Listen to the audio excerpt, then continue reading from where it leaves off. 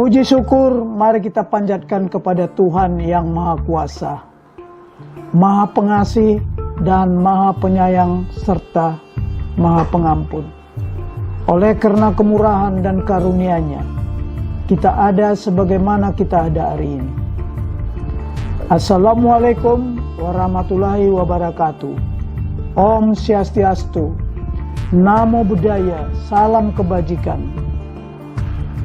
Salam Aleihim, salam damai sejahtera tanpa batas bagi kita semua. Segala hormat dan penghargaan yang setinggi-tingginya disampaikan kepada para pahlawan kemanusiaan Ibu Pertiwi, yaitu kepada seluruh para dokter dan tim para medis yang merupakan benteng terakhir, the last resort untuk menghadapi serangan virus yang mematikan ini.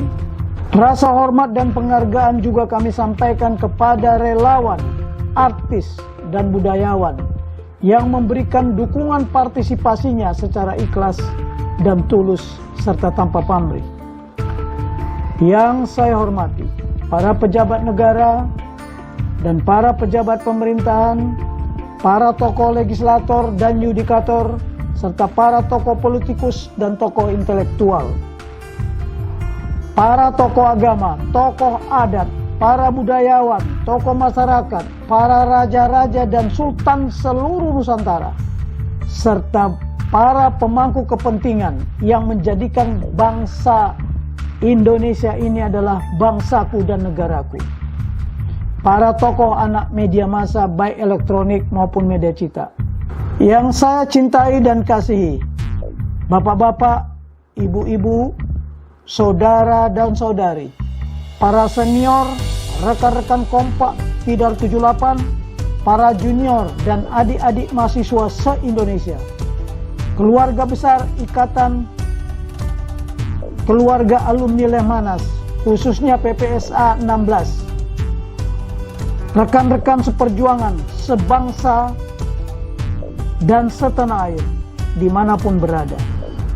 Masih dalam suasana Idul Fitri, pada kesempatan yang berbahagia ini, izinkanlah kami mengucapkan selamat Hari Raya Idul Fitri minal aidin wal faizin kepada saudara-saudari umat Islam yang baru saja merayakannya. Ucapan terima kasih juga disampaikan kepada seluruh anak bangsa yang terus mau bersama kami sharing lewat channel The Top Man in Strategic Leadership, Tim Old Soldier dan Old Leader, partisipan menata asa negara melalui kepemimpinan strategik. Dan jangan lupa ya, like and subscribe serta berikan komentarnya. Merupakan suatu kehormatan dan kebahagiaan tersendiri kami dapat hadir kembali bersama-sama seluruh anak bangsa untuk membahas permasalahan kehidupan berbangsa dan bernegara serta mencari solusi pemecahannya. Yang jelas, tujuannya adalah untuk berpartisipasi dalam rangka memberikan sumbang saran, masukan kepada kita semua. Sekali lagi, kami bukan untuk menjadi oposisi, walaupun nantinya tetap ada kritikan membangun demi perwujudan kepentingan nasional, bangsa, dan negara yang kita cintai ini. Walaupun terkesan respon keputusan yang diambil oleh pemerintahan negara saat ini terasa terlambat, ragu-ragu, berubah-ubah, maju mundur, pelin-pelan serta semraut dan serba membingungkan dalam menghadapi serangan virus COVID-19 ini. Ibarat nasi telah menjadi bubur. Persoalannya adalah bagaimana mengemas bubur lebih enak dari nasi. Jangan sampai basi dan terbuang percuma, serta hanya tinggal penyesalan yang tidak berguna pada akhirnya. Perlu menjadi catatan bahwa ada dua kekuatan yang sangat powerful dan tidak bisa dikontrol, uncontrollable, yaitu waktu, the power of time, dan perubahan, the power of change. Artinya, kita tidak bisa kembali ke masa lalu, dan perubahan merupakan suatu kepastian dari ketidakpastian itu sendiri. Kita hanya bisa memanagenya, tapi kita tidak bisa mengendalikannya. Perlu menjadi kesadaran kita bersama bahwa bencana bukanlah masalah kapan akan terjadinya, tetapi masalahnya adalah jika terjadi bencana. It's not a matter of when, but it is a matter of if. Bukan kumaha engke, tapi engke kumaha juragan. Sekali lagi, pada kesempatan ini kami ingin mengajak seluruh anak bangsa untuk turut serta berpartisipasi dan berpikir, what if? Jika terjadi bencana yang lainnya. Pertanyaannya adalah, apakah kita sudah mempersiapkan rencana kontingensi beserta kebijakan dan strateginya? Perkembangan situasi terakhir saat ini, rakyat semakin gelisah dan stres terhadap langkah-langkah yang diambil. Sepertinya tidak ada kepastian kapan berakhirnya pandemik yang melanda Indonesia. Apalagi ketergantungan terhadap vaksin yang dapat menyembuhkan belum diketemukan secara pasti, masih dalam taraf uji coba. Selain itu, serangan virus COVID-19 ini bagi Indonesia barulah permulaan. Belum menghadapi serangan gelombang kedua, bahkan gelombang berikutnya. What next? Secara nyata, memang kita semua sudah bekerja keras, tapi hasilnya belum maksimal. Yang tadinya rencana percepatan malah menjadi perlambatan. Pertanyaannya sekarang, bagaimana konsep strateginya sebagai solusi pemecahan agar tidak terus-menerus hanya menjadi korban? Kita harus jadi pemenang dan pasti bisa. Masalahnya bukan mampu atau tidak mampu, tetapi mau atau tidak mau. Oleh karenanya, pilihan topik bahasan yang akan disampaikan pada episode kedua kali ini adalah saatnya kita bersatu padu, melangkah bersama-sama menghadapi serangan monster virus COVID-19 dan menghadapi berbagai kemungkinan kontingensi bencana yang diperkirakan akan terjadi di masa mendatang. Rekan-rekan seperjuangan, sebangsa dan setanah air dimanapun berada. Setiap hari kita menyaksikan tayangan running text di layar TV, bersatu melawan virus COVID-19. Pernyataan ini hendaknya dijadikan visi kita bersama, semua anak bangsa, untuk menghadapi serangan monster COVID-19 ini. Bahkan untuk menghadapi serangan atau kemungkinan bencana lainnya di masa mendatang. Perlu diingat bahwa kata bersatu merupakan bagian dari visi nasional yang diamanatkan pada alinea kedua pembukaan konstitusi Undang-Undang Dasar 1945. Visi tersebut harusnya menjadi inspirasi dan motivasi kita semua tanpa terkecuali siapapun kita untuk beraksi secara nyata. Karena visi tanpa aksi nyata hanya impian belaka. Tetapi jika visi disertakan aksi nyata, sudah dapat dipastikan kita mampu menaklukkan serangan virus COVID-19 ini. Bahkan kita bisa membantu serta menjadi contoh bagi negara lain seperti Taiwan, Vietnam, dan New Zealand yang menjadi negara pemenang keluar dari krisis akibat dari pandemi ini. Di tingkat nasional, Provinsi Bali merupakan provinsi yang pertama berhasil mengatasi dan mengendalikan serangan virus COVID-19 ini. Pertanyaannya, apakah keberhasilan dicapai oleh mereka karena adanya perundang-undangan atau aturan yang ditetapkan? Yang jelas, jawabannya pasti tidak.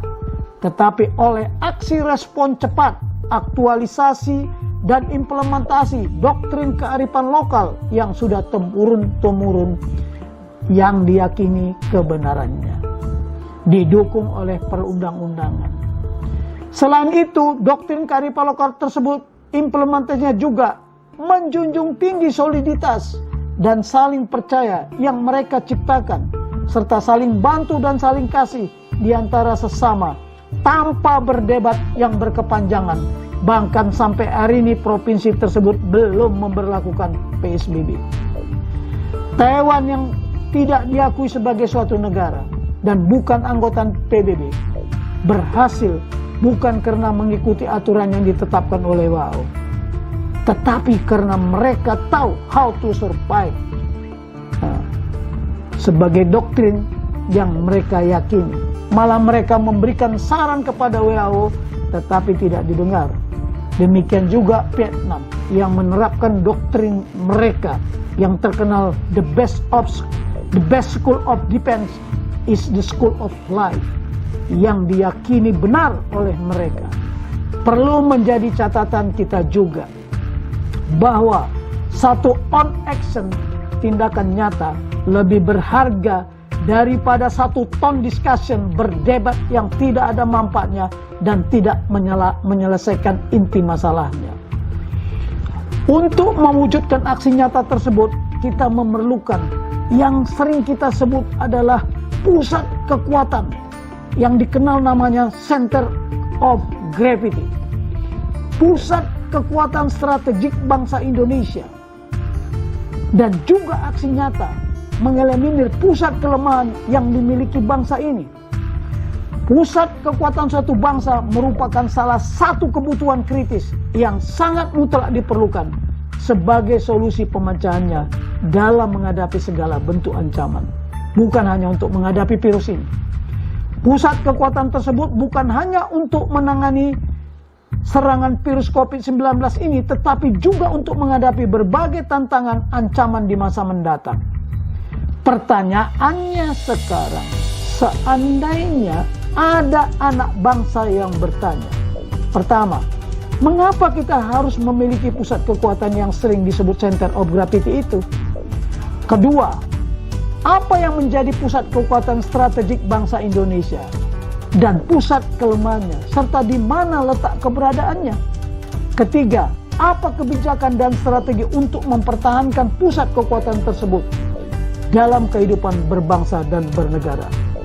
Sudah dapat dipastikan beragam-ragam jawabannya dan akan menjadi suatu perdebatan yang cukup sengit dan saling membenarkan dan saling menyalahkan. Beberapa alasan sebagai bahan pertimbangan mengapa kita memerlukan pusat kekuatan strategik bangsa Indonesia.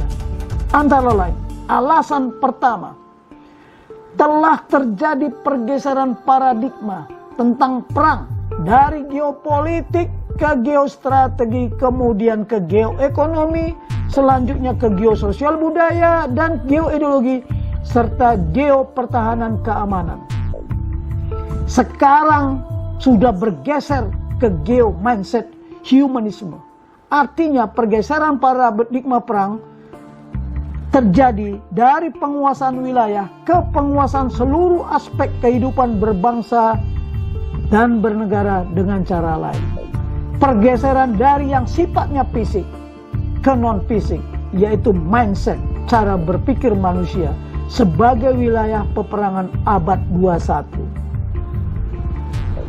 Perlu menjadi catatan kita bahwa pusat kekuatan global center of gravity, telah bergeser dari barat ke timur, dari barat ke Asia.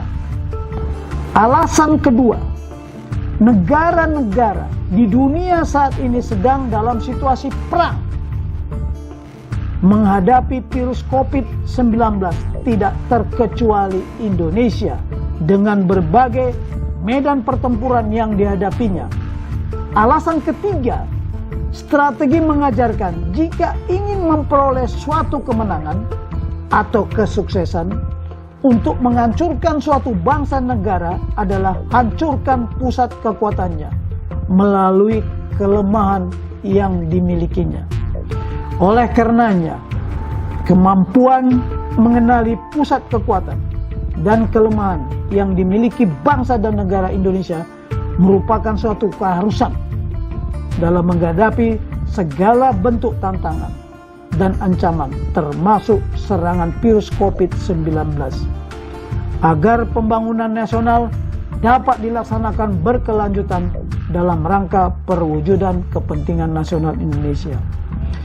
Alasan keempat, menurut Grand Strategi Timur, Sun Tzu, yang terkenal dalam bukunya The Art of War, bahwa perang merupakan suatu masalah yang sangat penting bagi suatu negara, menyangkut masalah hidup dan mati. Suatu jalan untuk mampu bertahan atau hancur. Selain itu, merupakan perintah yang harus dipelajari secara keseluruhan. Pertanyaannya sekarang, apakah kita sudah memahami, mempelajari, menjabarkannya menjadi suatu kebijakan dan strategi? Sun Tzu juga mengingatkan bahwa know yourself and know your enemy. You will be safe in every battle. You may know yourself, but not know the enemy. You will then lose one battle for every one you win. You may not know yourself or the enemy. You will then lose every battle. Yang artinya, untuk mengenali pusat kekuatan sendiri dan pusat kekuatan lawan, perlu suatu upaya. Bahkan di dalam petunjuknya ada kata no disebutkan 5 kali. Kenalilah diri sendiri, kenalilah musuhmu, maka Anda bisa berjuang dalam 100 pertempuran tanpa risiko kekalahan. Kenali bumi dan kenali langit, maka kemenanganmu akan menjadi lengkap. Doktrin ini, strategi ini mengingatkan kita agar jangan hanya lockdown, tetapi juga look up. Artinya ingat kepada Tuhan Sang Pencipta yang ada di surga. Selain itu, Grand Strategi Master dari Barat yang namanya Clausewitz dalam bukunya On War juga mendefinisikan pusat kekuatan merupakan pusat dari seluruh kekuatan dan gerakan yang seluruhnya tergantung kepadanya, di mana pada titik tersebut seluruh energi yang kita miliki seharusnya diarahkan. Kedua grand strategi ini mengingatkan kita harus mengenal dan mencari rumusan apa yang menjadi pusat kekuatan sebagai kata gantinya, di mana pusat kekuatan itu merupakan ketergantungan dari seluruh pusat kekuatan kemampuan dan gerakan.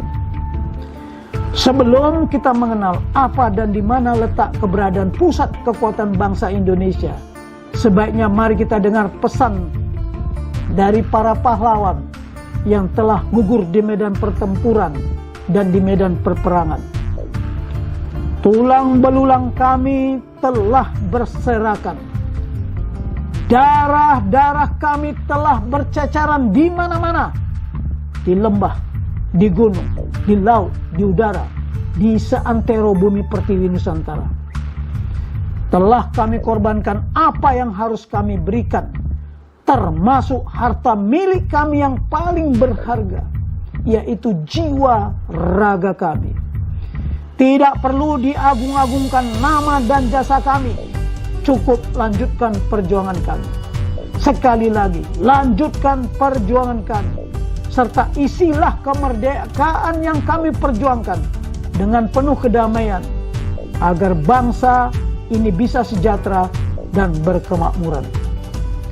Kita dapat menyaksikan bagaimana semangat para dokter dan tim paramedisnya yang tanpa mengenal menyerah mengorbankan tenaga pikirannya. Bahkan banyak diantaranya telah memberikan harta yang paling berharga, yaitu jiwa raganya. demi menyelamatkan anak bangsa yang terpapar. Selain itu juga banyak para relawan yang tulus ikhlas tanpa pamrih memberikan dukungan partisipasinya. Katanya, padamu negeri jiwa raga kami. Tapi kenyataannya masih ada saja sebagian elit yang hanya fokus menyelamatkan diri mereka, yang sibuk hanya mengurusi kepentingan kelompoknya, masing-masing tanpa memiliki rasa kemanusiaan. Yang ada hanyalah jiwa raga kamu, bukan jiwa raga kita. Padahal di saat krisis ini diperlukan kekitaan, bukan kekamian atau kekamuan. Rekan-rekan seperjuangan sebangsa dan setanah air dimanapun berada, jawaban pertanyaan berikutnya mengenai apa dan di mana letak keberadaan pusat kekuatan strategik bangsa Indonesia tersebut.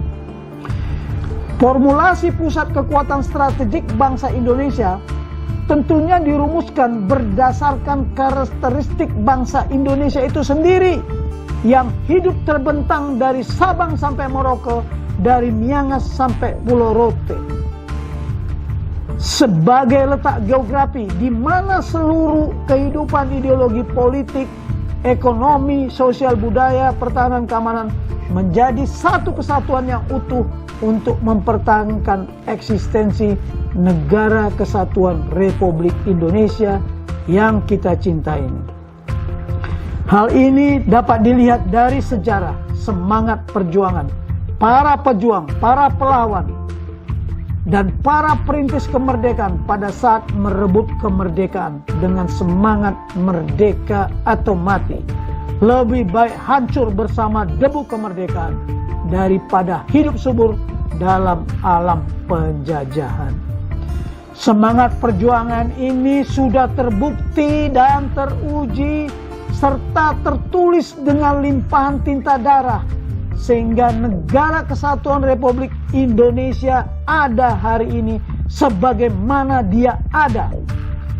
Berdasarkan semangat perjuangan tersebut, maka kami atau kita bisa merumuskan pusat kekuatan strategik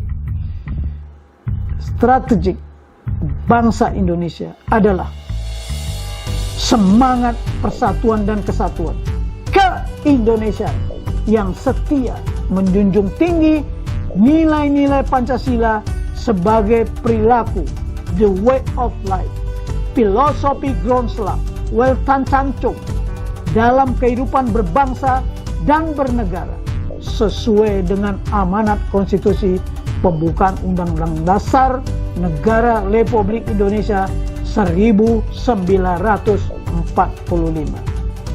Perlu menjadi peringatan bagi kita semua, bukan Undang-Undang Dasar Negara Republik Indonesia tahun 2002 hasil amandemen. Jadi pusat kekuatan bangsa Indonesia berupa kekuatan yang intangible, yaitu terletak pada sistem senjata sosialnya yang didukung oleh sistem senjata teknologi, yang merupakan kekuatan tangible. Berbeda dengan negara adidaya, mereka lebih mementingkan kekuatan tangible, kekuatan senjata teknologi perang modernnya daripada sistem senjata sosialnya. Dengan demikian, pusat kekuatan strategik bangsa Indonesia bukan berada pada kekuasaan dan kekuatan dari tokoh perorangan, juga bukan berada di kekuasaan dan kekuatan para tokoh agama, tokoh adat, serta bukan pada posisi jabatan dan pangkat seseorang, serta gelar yang dimiliki. Apakah kita seorang jenderal, profesor, doktor, master, atau ketua partai sekalipun.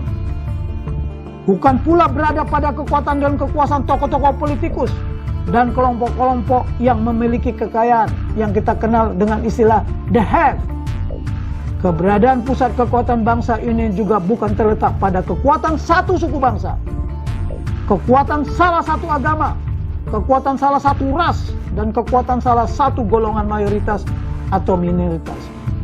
Juga bukan berada di kelompok yang dikatakan kafir dan non-kafir, serta pribumi dan non-pribumi, sebab kita semua manusia dan bangsa serta bahasa yang berbeda. Dan yang berada di muka bumi ini adalah ciptaan Tuhan, tidak lebih asalnya dari debu tanah, dan akan kembali menjadi debu juga. Rasis adalah ciptaan Tuhan, tapi manusia menciptakan rasisme. Presiden RI pertama, Insinyur Soekarno, pernah mengingatkan bahwa jika kita ingin bersatu, persoalan pokoknya bukan menghilangkan perbedaan-perbedaan yang ada, karena hal tersebut merupakan suatu keniscayaan atau mustahil, karena bertentangan dengan kodrat. Perbedaan itu ada dan tetap ada. Tidak ada yang paling hebat dan paling benar di negara ini. Kedaulatan dan kebenaran mutlak hanya milik Tuhan Yang Maha Kuasa, bukan kebenaran menurut otak manusia dan kebenaran menurut ukuran sepatunya masing-masing. Semua kekuasaan dan kekuatan dan kekayaan dimiliki sifatnya hanya sementara, tidak ada yang abadi.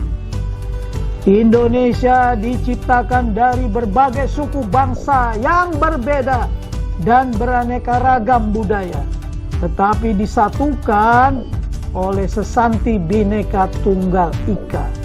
Unity in diversity, not united in diversity.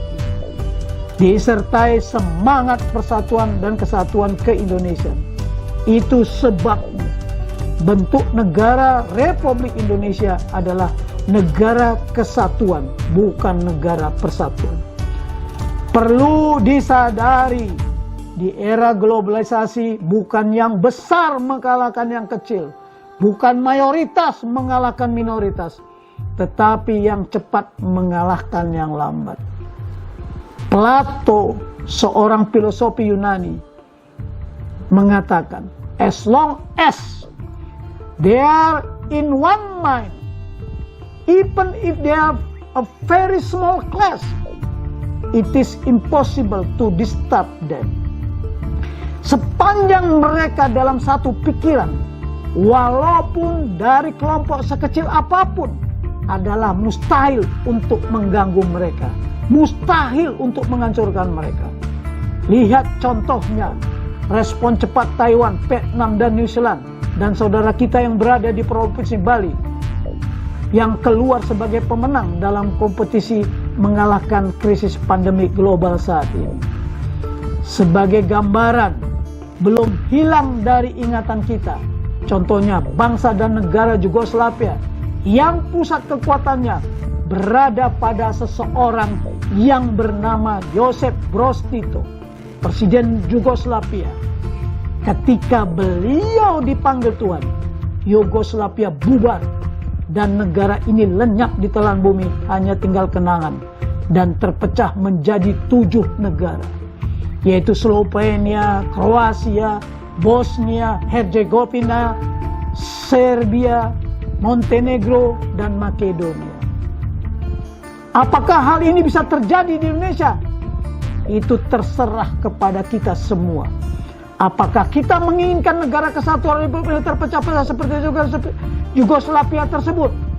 Kalau demikian adanya, kalau itu kesepakatan bangsa kita semua, maka sesanti Bhinneka Tunggal Ika, warisan leluhur bangsa, akan berubah menjadi Bhinneka Tinggal Petaka atau Bhinneka Tinggal Impian Belaka, dan menyesal akhirnya tidak ada gunanya.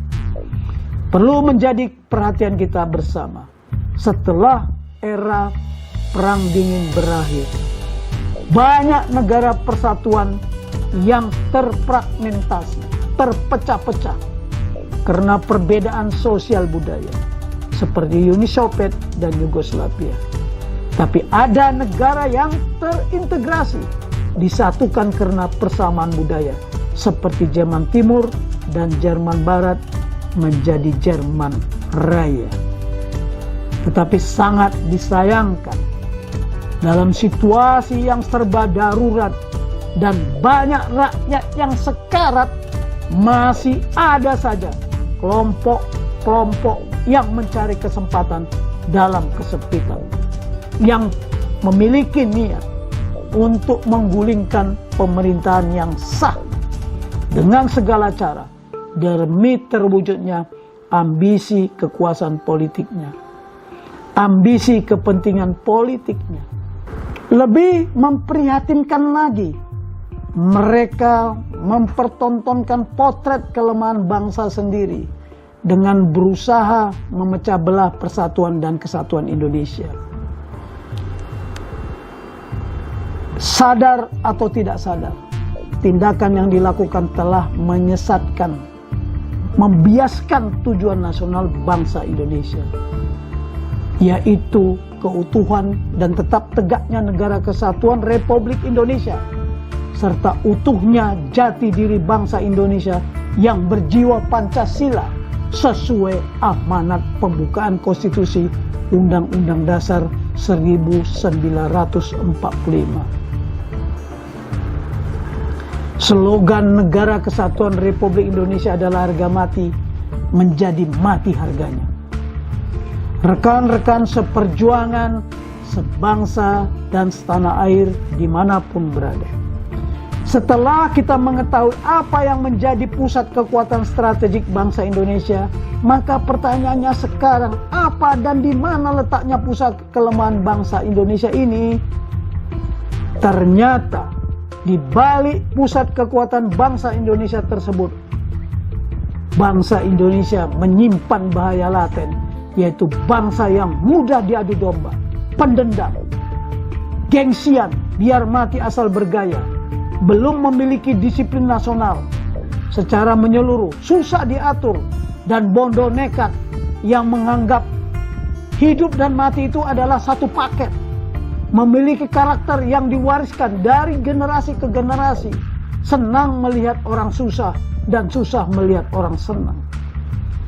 Menurut almarhum Mukhtar Lubis, dalam bukunya Manusia Indonesia edisi kedua 2008, salah satu ciri manusia Indonesia yang cukup menonjol ialah hipokritis alias munafik, berpura-pura, lain di muka, lain di belakang, yang menjadi sebuah ciri utama manusia Indonesia sudah sejak lama, sejak mereka dipaksa oleh kekuatan-kekuatan dari luar untuk menyembunyikan apa yang sebenarnya dirasakannya atau dipikirkannya, ataupun yang sebenarnya dikendakinya, karena takut akan mendapat ganjaran yang membawa bencana bagi dirinya. Kondisi ini diperparah lagi oleh globalisasi, sehingga munculnya lah primordialisme, individualisme, konsumerisme, hedonisme, materialisme, dan liberalisme yang sangat mempengaruhi aspek kelemahan manusia Indonesia dalam mewujudkan good governance untuk menghadapi tantangan dan ancaman globalisasi tersebut. Kalau terus mempertontonkan kelemahan bangsa ini, tidak membangun pusat kekuatannya, pertanyaannya sekarang, bagaimana kita bisa mewujudkan ketahanan nasional bangsa Indonesia? Ketahanan nasional itu berisi keuletan dan ketangguhan yang mengandung kemampuan mengembangkan kekuatan nasionalnya dalam menghadapi dan mengatasi segala tantangan, ancaman, hambatan, dan gangguan, baik yang datang dari dalam maupun yang dari luar, untuk menjamin identitas, integritas, kelangsungan hidup bangsa dan negara, serta perjuangan mencapai tujuan nasional. Makna dan substansi sesungguhnya dari ketahanan nasional itu adalah kemampuan mengembangkan kekuatan nasional yang tergantung pada semangat persatuan dan kesatuan keindonesiaan kita semua. Sayangnya, hampir sebagian besar para elit dan tokoh-tokoh nasional gagal paham bahwa ketahanan nasional merupakan salah satu doktrin nasional bangsa Indonesia. Bahkan ada yang menyatakan mengikuti pendidikan Lemhanas bukan merupakan salah satu persyaratan untuk menjadi pemimpin nasional. Rekan-rekan seperjuangan, sebangsa dan setanah air dimanapun kita berada. Setelah kita mengetahui pusat kekuatan dan pusat kelemahan sendiri, kita harus menganalisa untuk mengetahui pusat kekuatan dan kelemahan virus COVID-19 sebagai lawan kita. Banyak analisa yang sudah dilakukan di mana letak pusat kekuatan virus COVID-19 ini. Salah satu ukurannya sangat kecil, 0,2 mikro dan tidak kelihatan kasat mata. Berbeda dengan virus SARS, 01, MERS maupun Ebola.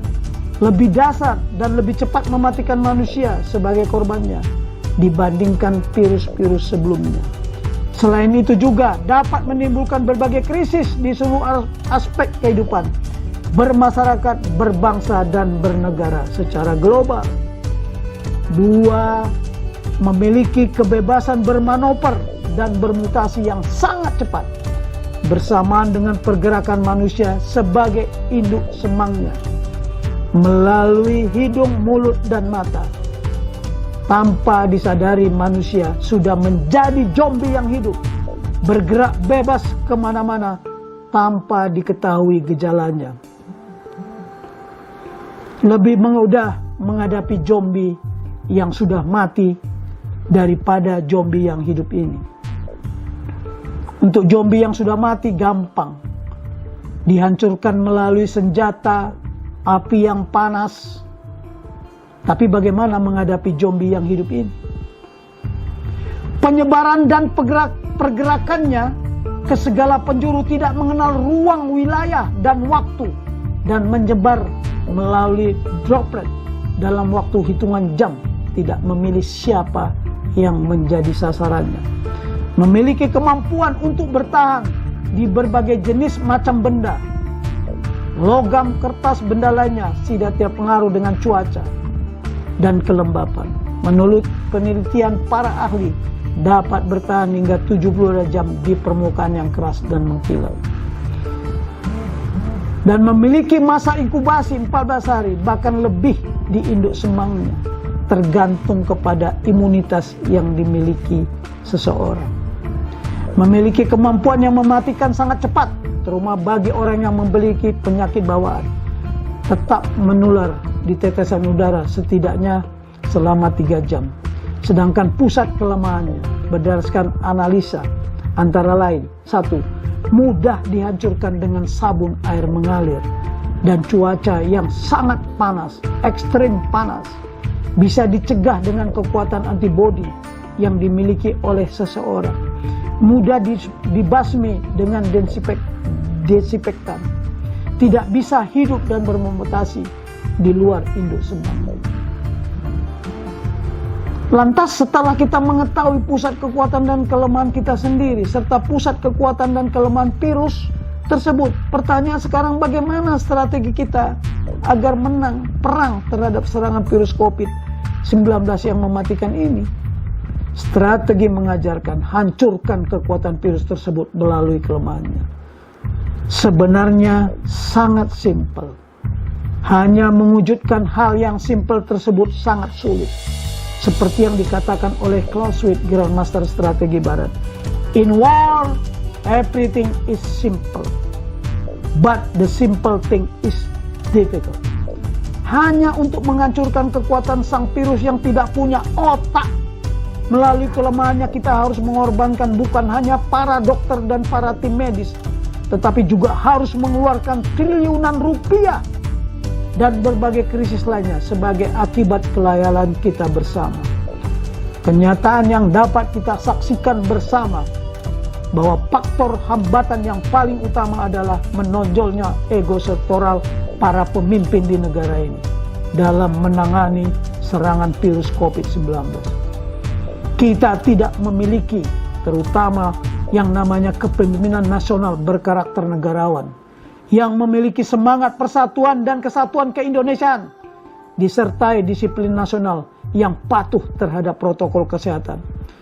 Selain itu, kurangnya soliditas serta saling percaya satu sama lain, seperti yang dilakukan oleh negara-negara yang berhasil sebagai pemenang mengatasi krisis pandemik ini.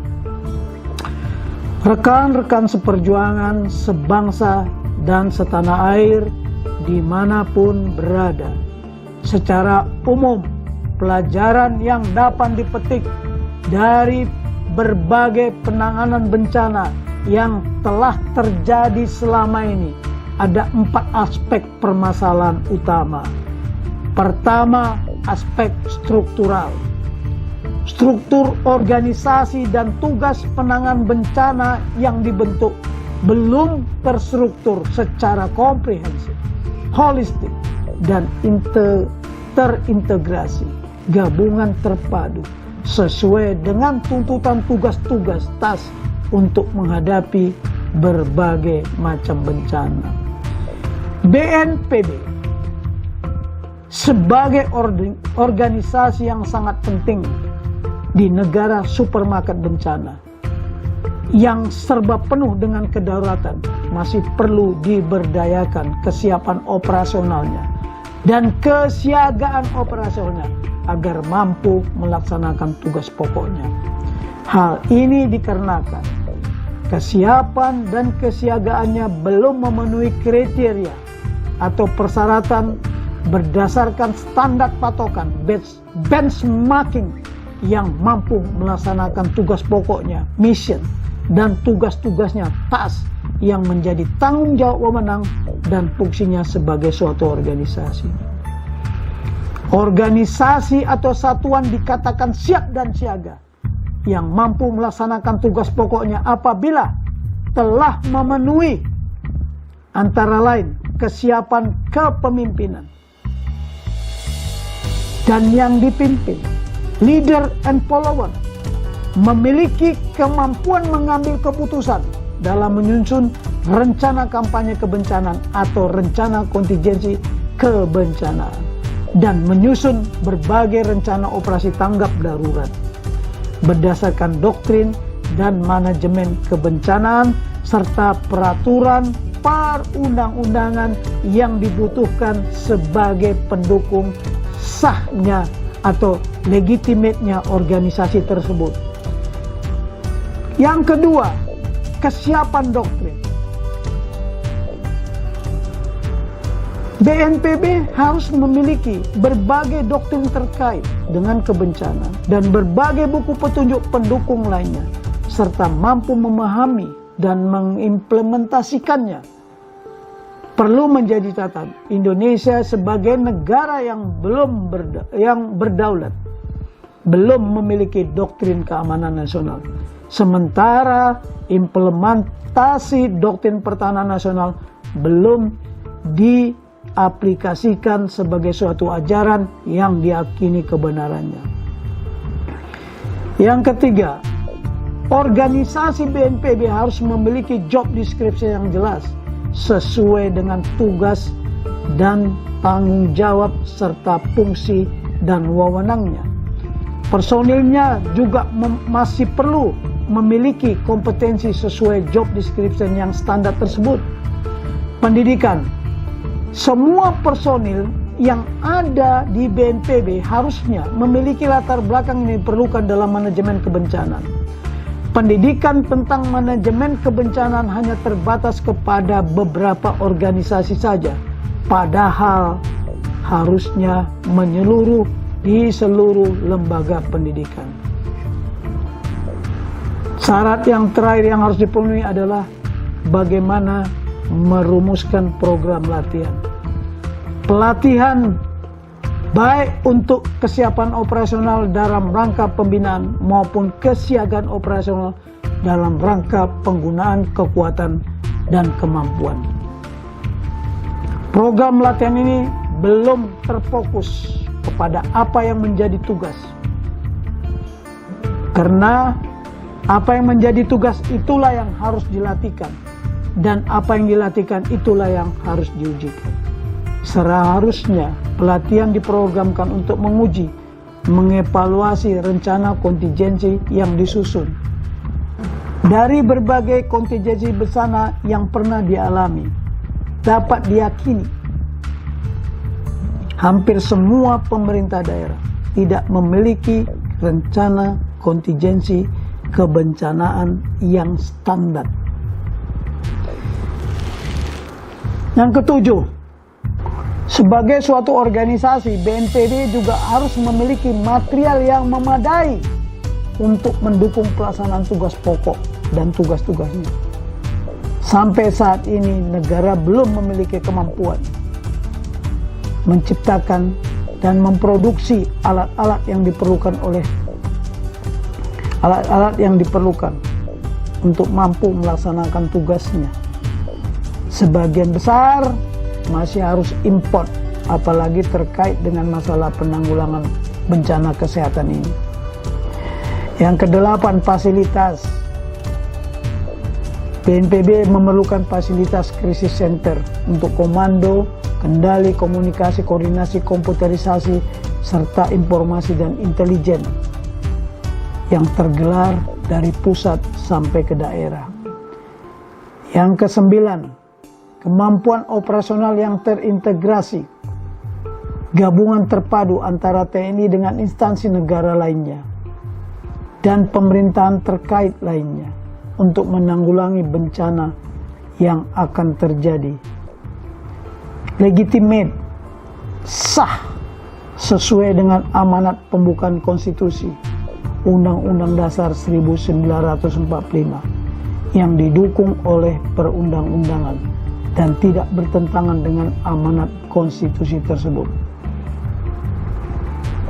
Pertanyaannya sekarang, organisasi gugus tugas percepatan penanggulangan bencana virus COVID-19 sudah memenuhi kriteria tersebut? Sudah dapat dipastikan belum? Oleh karenanya, tidak heran kalau organisasi gugus tugas ini selain dibentuk temporer juga tidak memiliki kemampuan untuk mengambil keputusan, hanya bisa menghimbau dan memperingatkan saja. Yang aspek kedua adalah aspek substansial.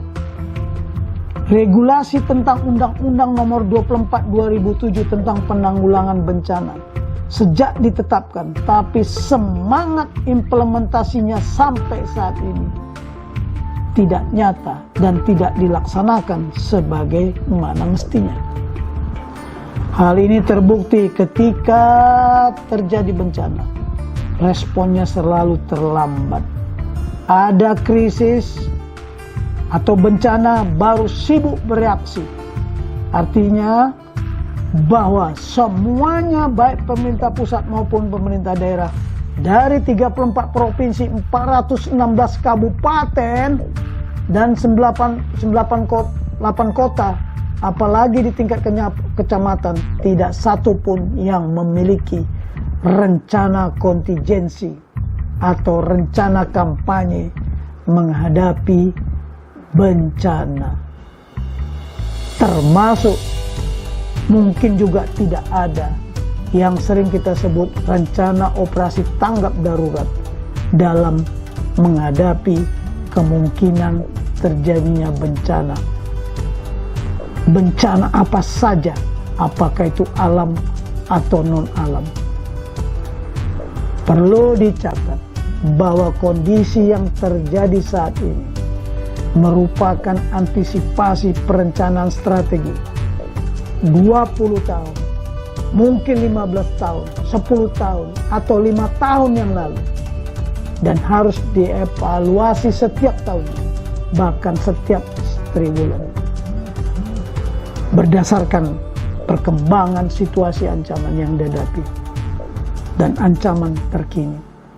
Makanya jangan disalahkan kalau reaksi kita spontanitas. Ada bencana, baru ada reaksi. Bukan responsif, yang artinya tindakan yang harus dilakukan sebelum terjadi bencana. Padahal rencana tersebut merupakan hasil perencanaan strategic planning melalui proses pengambilan keputusan yang melibatkan para penyelenggara negara dan para penyelenggara pemerintahan serta pemangku kepentingan yang menjadi Indonesia sebagai bangsaku dan negaraku. Catat, saat era globalisasi ini berkembang, ada yang merasa negaraku tapi bukan bangsaku, bangsaku bukan negara. Perencanaan strategis tersebut disusun berdasarkan analisa perkembangan situasi ancaman yang akan dihadapi, kondisi geografi, demografi, serta kondisi sosial dan kearifan lokal yang dimiliki daerah masing-masing.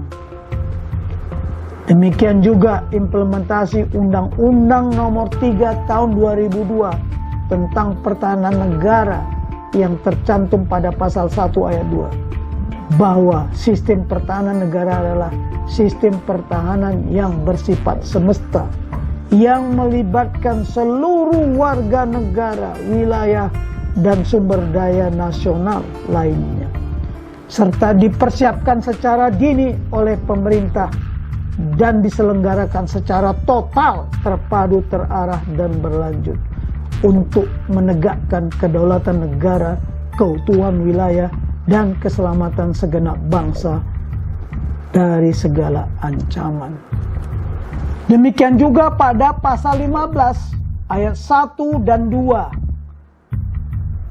di mana di dalamnya tertulis, dalam menetapkan kebijakan umum pertahanan negara sebagaimana dimaksud dalam pasal 12 ayat 2, Presiden dibantu oleh Dewan Pertahanan Nasional.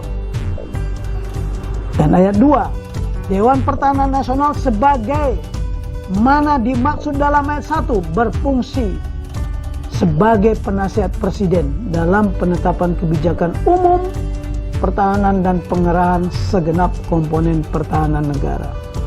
Masih banyak lagi perundang-undangan yang bertentangan dan tumpang tindih, tidak sesuai dengan amanat pembukaan Konstitusi Undang-Undang Dasar 1945.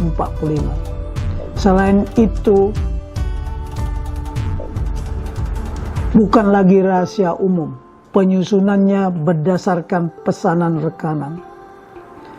Kalau kita mau jujur dan transparan, undang-undang ini juga belum diimplementasikan oleh seluruh para penyelenggara negara dan para penyelenggara pemerintahan, termasuk pemangku kepentingan.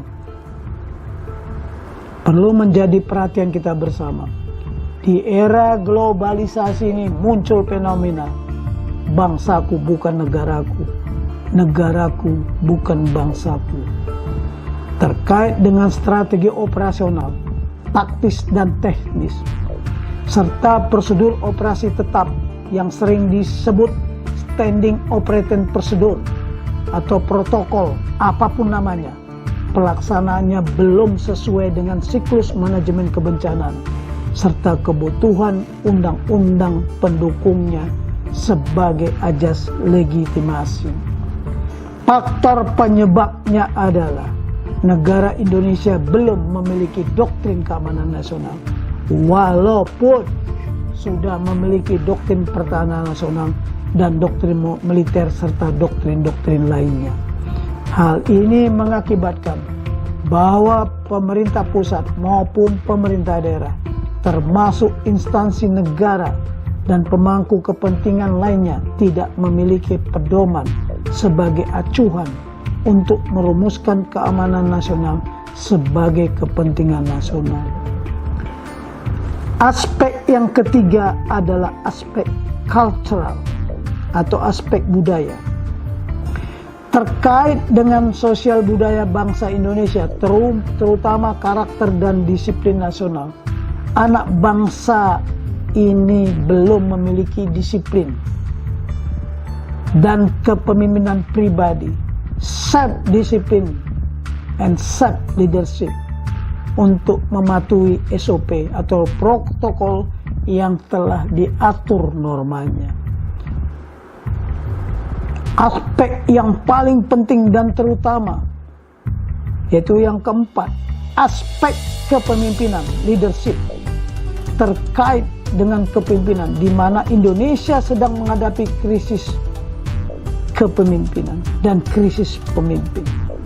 Kita banyak pemimpin, tapi miskin kepemimpinan. Kita punya atasan, tapi bukan atau belum tentu pemimpin.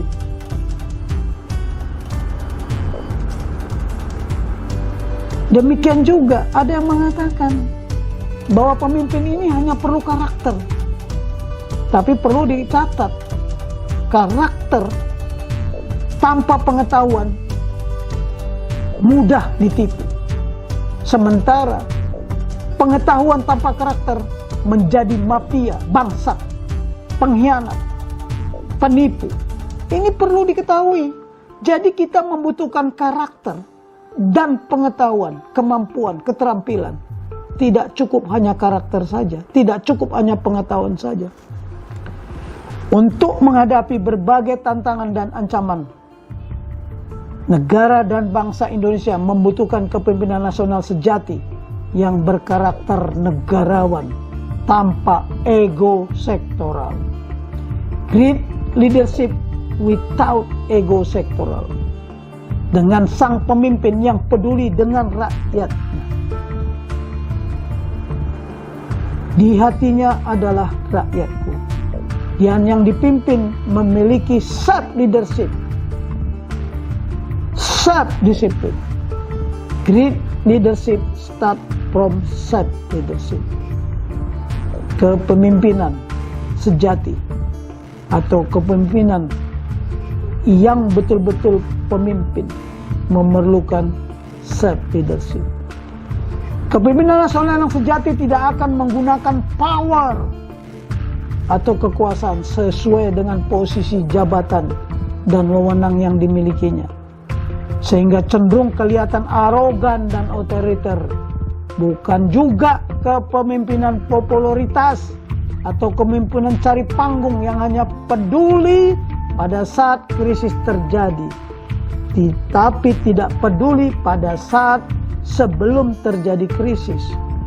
Perlu kami ingatkan kembali bahwa $1 pada saat mitigasi bisa menghemat jutaan dolar pada saat terjadi krisis. Dapat dilihat dari kenyataan ketika kita menghadapi krisis saat ini. Kepemimpinan nasional yang sejati dibutuhkan adalah kepemimpinan yang menggunakan pemberdayaan, empower, yaitu bagaimana memberdayakan dan mengkomunikasikan agar yang dipimpin mau secara ikhlas menurut aturan yang ditetapkan. Faktor kendala dan hambatan berikutnya adalah aspek koordinasi di dalam penanganan virus COVID-19 ini. Semua orang membutuhkan koordinasi, katanya, tapi sulit untuk dikoordinir. Everyone needs coordination, but difficult to be coordinated. Hal ini dapat dilihat dari ego sektoral masing-masing, baik birokrasi maupun instansi terkait lainnya. Jadi sangat jelas kunci solusi pemecahnya terletak pada kepemimpinan, semangat persatuan dan kesatuan keindonesiaan yang didukung karakter dan disiplin nasional seluruh anak bangsa untuk mengatasi serangan monster virus COVID-19 yang mematikan ini. Oleh karenanya, menghadapi serangan virus ini, kebutuhan yang sangat kritis dan mutlak diperlukan adalah kepemimpinan sejati tanpa ego sektoral. Rekan-rekan seperjuangan sebangsa dan setanah air, ada beberapa atensi yang perlu menjadi fokus perhatian kita bersama, antara lain, pertama, perlu menjadi catatan kita Selama masih ada negara di sekitar negara kita, selama itu juga ada tantangan, tuntutan, dan ancaman yang akan dihadapi sebagai akibat dari konflik kepentingan nasional antar negara yang tidak bisa ditawar dan dinegosiasikan. Kedua, bagaimana mungkin pemerintahan negara bisa segera mengakhiri serangan virus COVID-19 ini tanpa adanya kedamaian di antara kita dan semangat bersatu padu melangkah bersama. Malah kemungkinannya akan bertambah runyam kalau ribut melulu. Pusat kelemahan yang sangat kritis terletak pada lemahnya kepemimpinan leadership dan manajemen krisis secara nasional, serta disiplin nasional yang standar sebagai akibat dari belum terbentuknya nation and character building bangsa Indonesia sejak Indonesia merdeka dibandingkan dengan negara tetangga. Yang ketiga, kita dapat menyaksikan dari beberapa kejadian yang pernah mengakibatkan krisis, kita lebih cenderung krisis manajemen, crisis of management, daripada manajemen krisis, management of crisis. Perbedaannya, krisis manajemen dilakukan, crisis of management dilakukan pada saat terjadi krisis, tapi manajemen of crisis yaitu sebelum terjadi krisis. Keempat, kita tidak menyadari, bahkan terlelap bahwa negara-negara yang menjadi kompetitor atau calon lawan yang dikenal dengan istilah adversary lebih tahu, lebih mengetahui pusat kekuatan strategik dan pusat kelemahan yang dimiliki bangsa Indonesia. Bahkan mereka tahu situasi dan kondisi kekuatan dan kemampuan bangsa ini. Mereka juga tahu bahwa konsep strategi pertahanan nasional kita belum sesuai dengan doktrin pertahanan nasional dan doktrin-doktrin lainnya yang dimiliki bangsa dan negara Indonesia. Pada kesempatan kali ini, saya ingin menyampaikan pesan, saran masukan. Jangan lupa meningkatkan iman sebagai spiritual action dan meningkatkan imunitas pribadi masing-masing, serta ikuti protokol kesehatan yang berlaku saat ini. Kalau Anda tidak mau disebut sebagai pembunuh sesama anak bangsa atau zombie yang hidup, membunuh istrimu sendiri, membunuh anakmu sendiri, membunuh orang tuamu sendiri, membunuh kakekmu, dan membunuh sesama teman. Jangan beri kesempatan virus menyebar dan merajalela baik dalam tubuh Anda pribadi maupun ke seluruh wilayah Nusantara. Tentunya kita masih memiliki harapan untuk bangkit kembali dari keterpurukan akibat serangan virus COVID-19 ini.